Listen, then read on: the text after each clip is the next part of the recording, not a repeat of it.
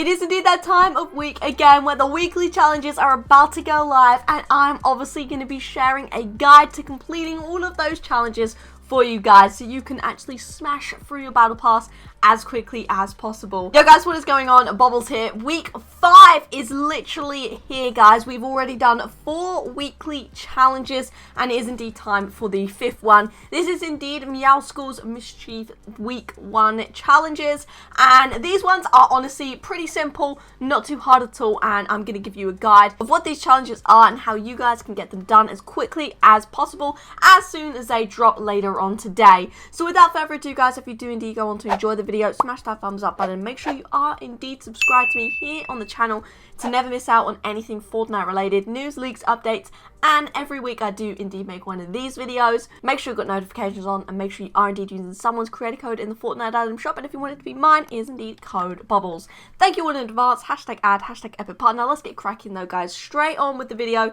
straight on with the challenges. Challenge number 1, search chests at Misty Meadows or Salty Springs. 10 chests, 40,000 XP on completion, as simple as that. The best tip for this one is make sure you're landing to whatever one is as furthest away from the battle bus, line, drop, whatever you want to call it. If the line is going across the top end of the map, you obviously want to make your way down to Misty Meadows because less people will be going there, i.e. more chests for you.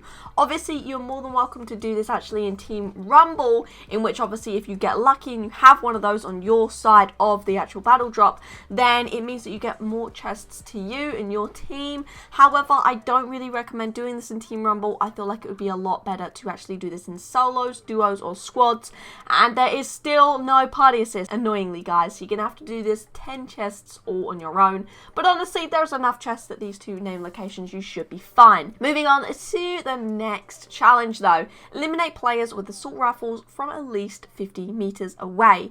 This one really isn't too difficult. 50 meters isn't too far, so honestly, just make sure that you are keeping that gap between you. Don't try and W key players if you're trying to get this challenge done, because obviously the closer you get, the more likely you're going to use your shotgun, your SMG, not your AR, and you need to be 50 meters at least away anyway. So this one, do it in some solos or some squads, or biggest tip for this one, Team Rumble. If you're in Team Rumble, you can plonk yourself up on a tree, over on a mountain somewhere. It's okay if you camp for this one. I don't mind. Set up on a tree and make sure you're 50 meters from someone away and shoot them with an AR. Get the challenge done. You need 5 eliminations, so it's honestly quite a few, decent amount, but even if you don't want to actually aim to get this one done, it's one of those ones where you naturally will get it done in pretty neat time as well. So move on to the next one. Consume fish to gain health or shields.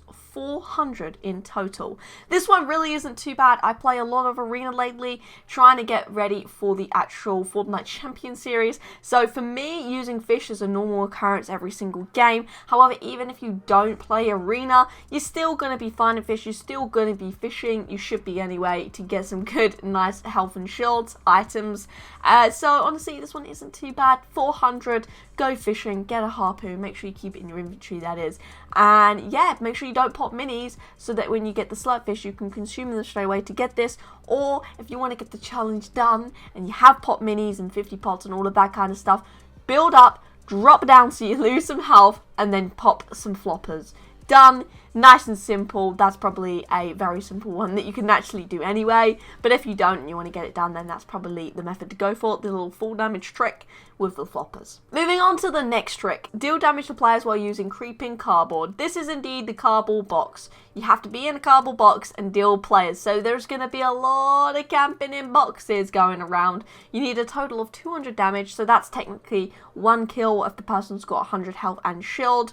So it's not too bad. I'm sure you can get it done. Again, Team Rumble is probably the best trick in which you could do this in, because there's going to be a bunch of different players. Everyone's going to be trying to get this challenge done when it first drops, so there's going to be cardboard boxes everywhere, and as soon as someone does it, they'll jump out. But I do warn you, if someone shoots at you in the cardboard box, it will indeed break the box.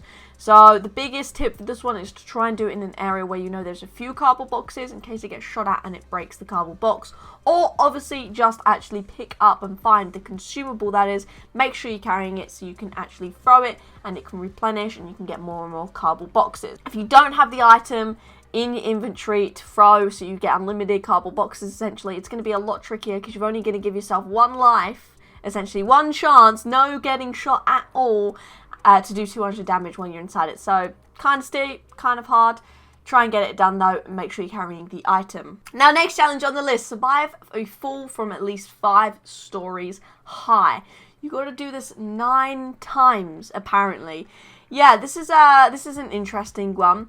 The biggest tip for me for this one is to build up above the water and then drop down. If you drop down from there, you know you're going to actually survive because you're falling in the water, you don't take full damage, and you've fallen at least the 5 stories. So we'll move on to the next challenge, which is indeed to deal damage to henchmen with pickaxes. You've got to do a total of 100 damage, and this one is very simple indeed. All you've got to do is literally knock a henchman. Once they're knocked, shake them down for the XP, and then finally pickaxe them. Pickaxing them does indeed count towards this damage, so you don't have to run up to them while they're shooting at you and pickaxe them. If you do that, pretty certain you're gonna actually die, so don't do that. Make sure you knock the henchman first and then finally finish them off by pickaxing them to get this challenge done.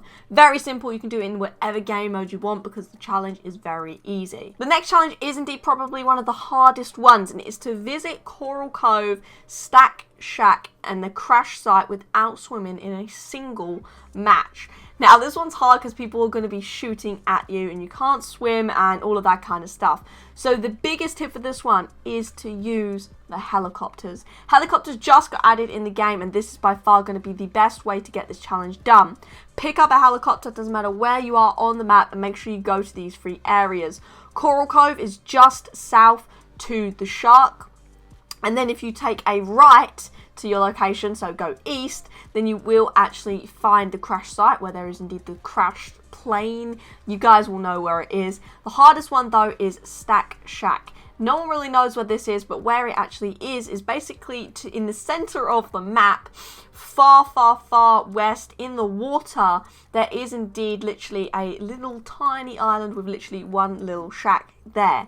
That is indeed it. You will find it. I know that sounds a bit complicated. If you're having trouble, there's loads of tutorials online to find in this location. But honestly, this challenge is kind of tricky. You might need to give it a couple of goes. Just make sure you don't swim. You can use a boat even, but I do recommend using the helicopter. The only thing is you will have to land the helicopter. So get that done, smash out that challenge, and then you can move on to the next, which is indeed to kick a soccer ball 100 meters. Again, this one is fairly simple. Go to one of the football areas. There's a few on the map, but the main biggest one that I can recommend doing it in is indeed obviously Pleasant Park. There's a whole soccer pitch there. So land there, you can kick the ball back and forward, and get that challenge done. 100 meters, again, isn't too bad. The ball kind of goes flying sometimes. It doesn't have to be in one kick either. So get that done, and that's another free 40,000 XP.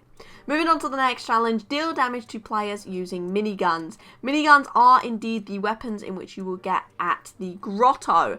I kind of like the miniguns because they're so easy to get damage with, which is why this 400 damage will be easy. However, 400 still is kind of steep, and obviously if you die, you lose it and you've got to do it in the next game and so on.